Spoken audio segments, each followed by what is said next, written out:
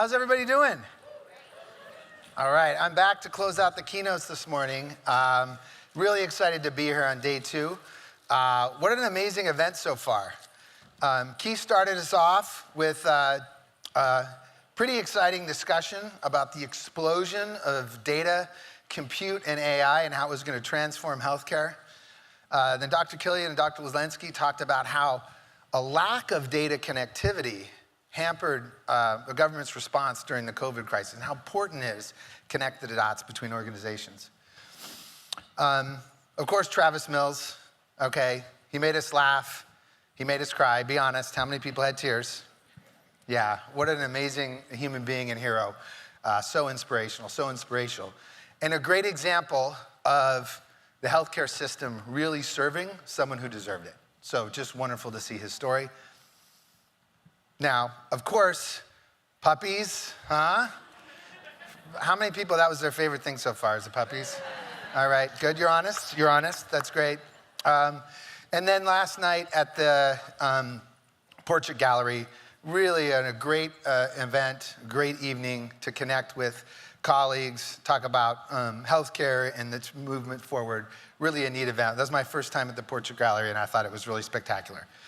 And then this morning, what a great set of technology sessions from Rajesh going deep into technology, and then that panel with leaders from AWS, Oracle, and Snowflake talking about the impact of data and AI in healthcare and how it's important to lean in now and get going.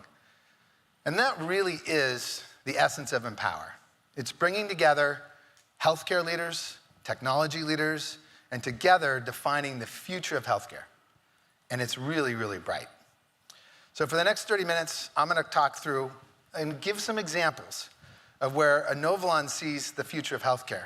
Not way off in the future, but just around the corner. I think we're able to reach it very, very soon. And so a couple of key things to consider. One, the future is going to have very secure, but seamless, truly seamless connectivity between payers, providers, pharmacies, and life sciences organizations with the goal of serving patients,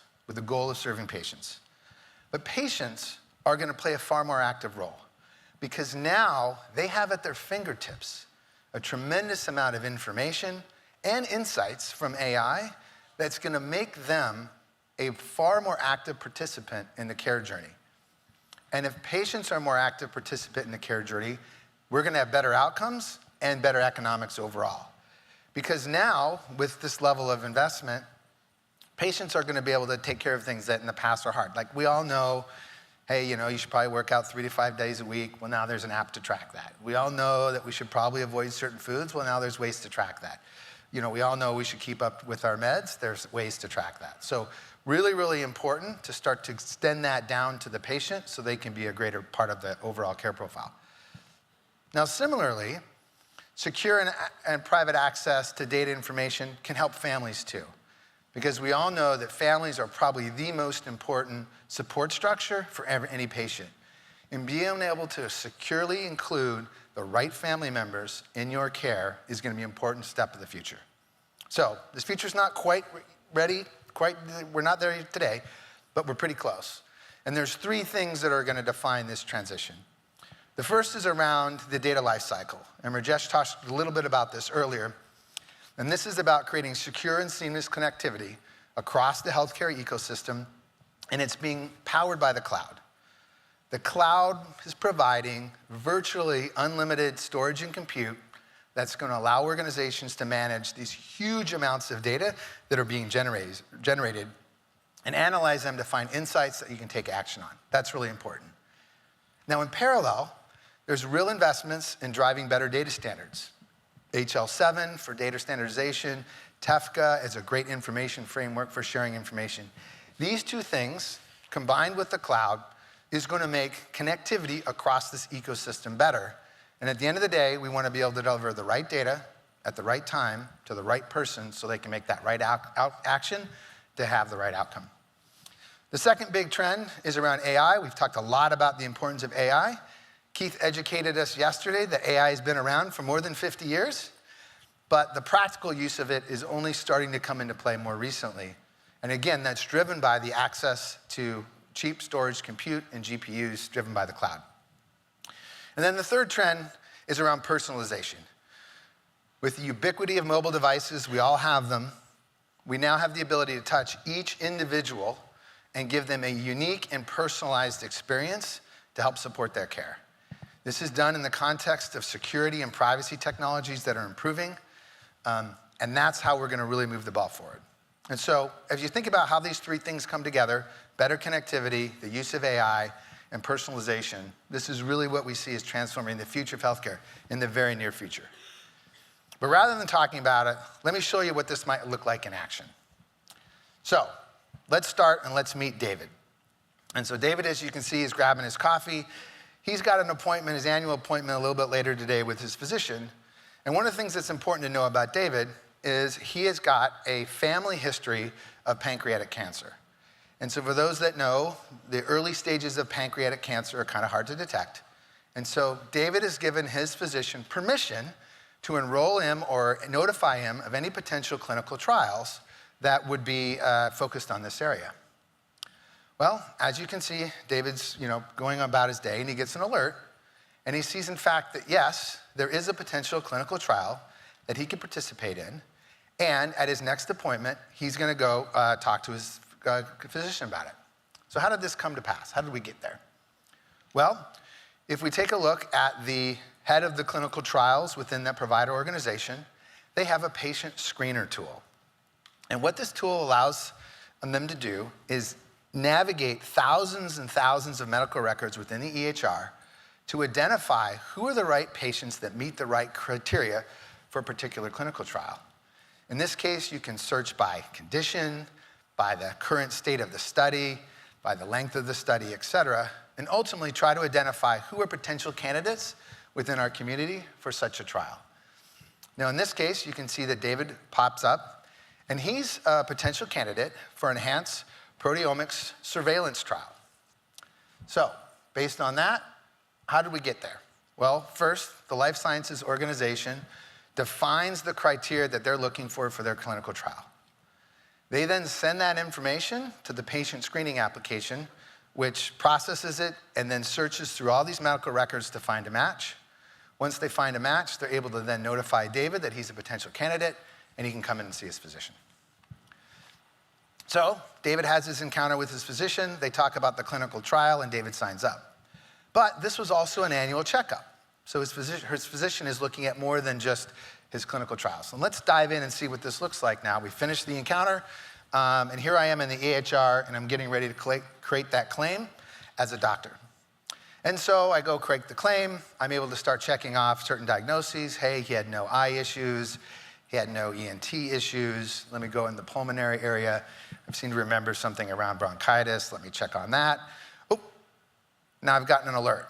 So what's going on? What's happening under the covers is the AI is looking at what I'm checking, and it's noticing that there's a little discrepancy between my notes and my diagnosis here. And it's asking me, hey, would you like to review? Sure. So I'm going to go take a look. The application then pops up that section of my notes, and you can see here I wrote chronic bronchitis resolved. So it's not a current issue, it's a resolved issue. Oop, I made that mistake. Let me go ahead and move forward, and I'll go back and correct this claim and submit it. And so you can think of this AI as like a spell check for diagnosis codes. It's not replacing the code. It's not auto-updating it. It's always leaving control of the diagnosis in the hands of the physician, but it's just highlighting where there might be some discrepancies so people can take the right action. So ultimately, doctor's able to finish the claim, sign it, and submit it. David can go on in his day. Doctor is reassured that a claim is accurate. And for the payer receiving the claim, they feel more confident that the diagnosis matches the actual notes to avoid things like RADV risk. So really an important connection. All right, now let's meet Justin, our next patient. Justin's an immigrant from China, and he's on his way to his pharmacist to check in on his prescription for a semaglutide. Now, his pharmacist uses ScriptMed Cloud, and one of the things that she's going to do before Justin gets there is take a look at his adherence across the different medications that he's using. And as you'll notice on the screen there on the left, he's doing a good job in 3 of his 4 medications. But his rosuvastatin, he's a little bit behind on. She can now click in the system, click on that particular med, and get a little bit of information about it, but more importantly, see his history of adherence and see how it's declining. Now, of course, she knows what this drug is about and some of the elements of it, but she can go into the application and ask the AI, hey, what are some of the issues that might be associated with low adherence there? And it highlights cardiovascular risk, and it highlights potential ER visits.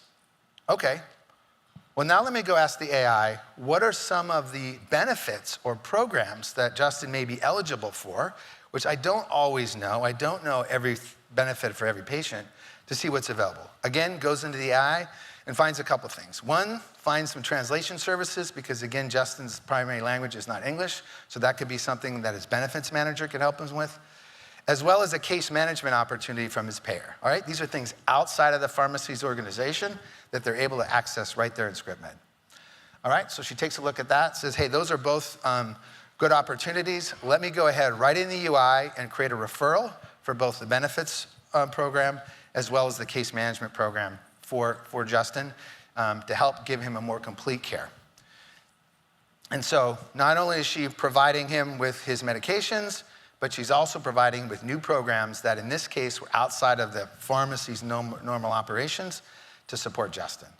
And this is all being delivered through better connectivity between the payers and the pharmacies, as well as the use of AI to make it easier and faster for her to go find this information within the system. All right, so let's now meet Adam. And so Adam is in the ER. Now, unfortunately, Adam is presenting signs of bacterial meningitis, which is very serious. But fortunately for Adam, his physician has all his healthcare history right there on his tablet. And so as he's engaging with Adam, he's able to look at his health history.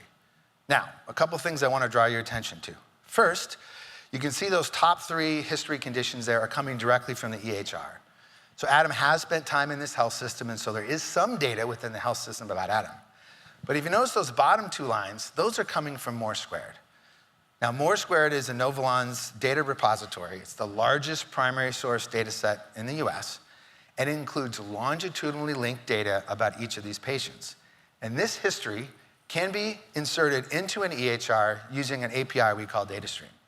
So now, as a physician, I can get a more complete picture of Adam, and as an attending ER, I've never met him before, so this is really important. Okay, so now I'm here, I'm sitting with Adam. I want to add into my EHR the diagnosis for bacterial meningitis. So I type this in, and you're going to notice this red alert pops up. So once again, the AI is under the covers, taking a look at what diagnoses are there, and comparing it to possible issues. In this case, if you can read the screen, you can see that there's an alert around the allergies tab. So if I go ahead and click on the allergies tab, there we go, click on the allergies tab, what you're going to find is that he has an allergy to a cephalosporin, which is a very common therapeutic used in bacterial meningitis. And you're also going to notice that that information came from More Squared, because again, Adam has not spent a lot of time in this health system, but because of history being able to be delivered from More Squared, the physician is able to see this really important allergy and prescribe the right medication. So Adam has a successful recovery of his treatment, his family's happy, everyone is in good shape because of that additional information. Now, meanwhile, the billing team is also hard at work to make sure that Adam gets the right coverage he needs for his hospital stay. And here, they're using an integrated system that combines the front end of RCM with the back end of RCM. So there's a really end-to-end view of patients. Here you have registration workflow, and let's drill into Adam. Now, the number one thing that the billing team is looking for right now is what's Adam's coverage for a hospital stay? Because that's driven, he's been in the hospital for several days, and that's driving a lot of costs. But rather than searching through a lot of documentation and details around his benefits, again, they can turn to AI and just say, hey, what's Adam's coverage for hospital stays? It navigates, large language model navigates the benefits plans associated with Adam and comes up with 2 things. He's got primary coverage that covers some, and he's got secondary coverage that covers some. Great, well, let me drill into that and better understand what kind of coverage Adam has, because it's really important. This was a long stay, and it can be quite expensive. And what you can see here in the summary tab is that Adam's primary coverage delivered about 80% of the costs, and his secondary coverage delivered 20% of the costs. This is great for Adam. He's now able to and the hospital, both, they're gonna be able to cover his care, Adam has successful treatment, and can move forward. Well, now, we wanna connect the dots between the front-end registration or front-end RCM with the back-end. And so this is where Inovalon's application portal comes in, is right from the UI, I can now transition from the front-end service to the back-end solution. And here we're now in Claims Management Pro, which allows me to manage my claim and submit my claim. And now all I have to do as the biller is make sure the fields are filled out correctly, run the rules engine to check and ensure that the claim and the codes all match, and then I can successfully submit the bill. So what's great about this is bringing the context from that registration experience through to the billing experience. Great way of connecting the dots within the system. So in this case, Adam and his family are able to leave the hospital. They're rest assured that there's not gonna be big bills following them. And this is really important because Amy, as you can see here, is Adam's daughter, and Amy is Adam's primary caregiver. But Amy also has a young child, and as you can probably tell, she's pregnant. And so Amy's managing her healthcare experience through a mobile application. She's tracking the status of her pregnancy. She's tracking her dad's medication needs and her appointments. She's looking at vaccines and medications for her firstborn. And she's using this application to manage all that. And it's a lot. She's got a lot of work that she needs to do. But fortunately, her payer is also helping her out. And her payer is taking a look using converged analytics around the different population of their members who are pregnant. And you can see here, converged analytics, using the AI, the ability to drill in to see what are the highest populations that may be at risk right now around pregnancy so we can provide better service, and then specifically, which are some of the members that may be at risk. And as you can see here, Amy's right at the top of the list. Now, if we drill into Amy a little bit more, we can see a couple of things. One, we're gonna notice in this first section that Amy's missed one of her recent appointments, so she's at risk now because she's not able to stay up with her appointments. And the second thing is we're bringing in SDOH data to also look at additional risks for Amy. In the first case, because she's entering information into her mobile application, the payer knows that she's the primary caregiver for her father, and she's got an additional healthcare burden. The second thing, by including demographic information and location information, they're able to see that because of where she lives, there's not great local access to care. Okay, so we need to do a little bit more to help Amy. Let's go see what she's eligible for within the system. So again, aided by AI, we're gonna see what are different benefits or programs that Amy might be eligible for that can help improve an intervention. And what we see here is that an in-home prenatal care and education is a benefit that could really help Amy out, considering all the factors. It's kind of the ideal one. So the payer is able to enroll her in that benefit. Amy gets a notification on her mobile device saying that she's enrolled and could have access to an in-home midwife. Amy accepts that new benefit and sees the meeting scheduled.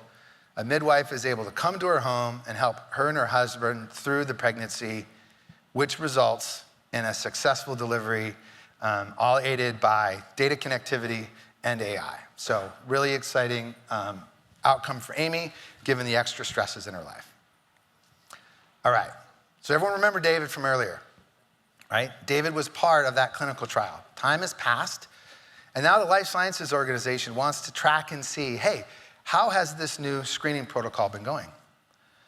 So they're able to log into a HEOR dashboard and see the progress. They can see the number of diagnoses. They're in that first top left box within the year. They can see a comparison between the number of diagnoses, that second box there, that are early stage and late stage pre-protocol and early and late stage post-protocol. And what they observe is there's about a 25% increase in early stage detection. This is really important. They're excited. But now they want to drill into the data a little bit more. And they could sort by state and click and spin in this dashboard to get more information. Or you could actually turn to AI and say, hey, what are the biggest differences between the data set and pre and post protocol? So they ask the question, click into the data, and we find some pretty important results. The first we see is in those first set of graphs there on the left. And you can see in that dark blue bar, the number of diagnoses that are happening early stage is going up, while correspondingly, the number of late-stage diagnoses are going down. Why is this important? Look at the next graph. The next graph shows that 80% of early-stage diagnoses of pancreatic cancer leads to a 5-year survival rate versus, very troubling, only 16% at late stage. So this is really important data for this life sciences organization. They can see that their protocol is catching early stage detection of pancreatic cancer, and it's resulting in saved lives. So they know they can invest more in this area and consider future protocols in a similar fashion. Okay, so let's meet Tony. And Tony, much like many of our other patients in this story, gets a notification on his mobile device that says, hey, it's time for your annual checkup. So Tony goes to see his physician, and Tony also has a history of pancreatic cancer. And so his physician talks to him about a new screening protocol that allows him to create early detection. Because it's very important in treating pancreatic cancer to detect it early. It's a simple blood test. Tony says, yes, I'll take it, sign me up. We walk through the ramifications of it, and a little bit later, the test results come back, and Tony's able to see an alert on his phone. As he clicks through, he sees that, unfortunately, the test results did come back positive, but he's been briefed by his doctor ahead of time, and there are clear next steps for his treatment. And what's most important is that there was early detection here for Tony. So Tony has a great outcome, and Tony's outcome was driven by improved data connectivity, a use of AI to help enhance at each step of the journey, and then a level of personalization that was really important for him. And of course, David. Let's not forget David. David was a critical part of Tony's care journey by participating in that clinical trial earlier. And if you look at all of our patients today in this story, they've all benefited from these same 3 factors. And as we apply these 3 factors across healthcare, we can not only benefit our protagonists here in this story, but we can also impact the broader healthcare ecosystem.